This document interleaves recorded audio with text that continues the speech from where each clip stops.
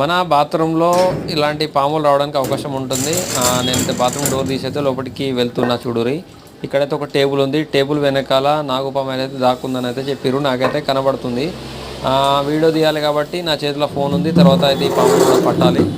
చూడండి, ఎందుకంటే మన ఇండ్లలో బాత్రూంల దగ్గర మనమైతే ఎక్కువ శాతం ఇట్లా బకెట్లు ఒకటి పెడుతుంటాము.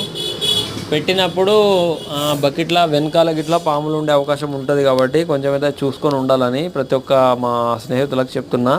నా ఛానల్ అయితే సబ్స్క్రైబ్ చేయండి, ఖచ్చితంగా లైక్ కొట్టండి. జై హింద్, జై భారత్. ఓకే ఫ్రెండ్స్, నా నెంబర్ వచ్చేసి కాంటాక్ట్ నెంబర్ కూడా నేను ఇక్కడ ఉంటుంది. నా నెంబరు, నేను కన్వర్ డిస్ట్రిక్ట్ గంగార మండలం లోపల ఉంటా. ఎక్కడైనా పాము వస్తే మాత్రం నాకు ఫోన్ కాల్ చేస్తే నేనైతే వచ్చి పామునైతే పట్టడం జరుగుతుంది.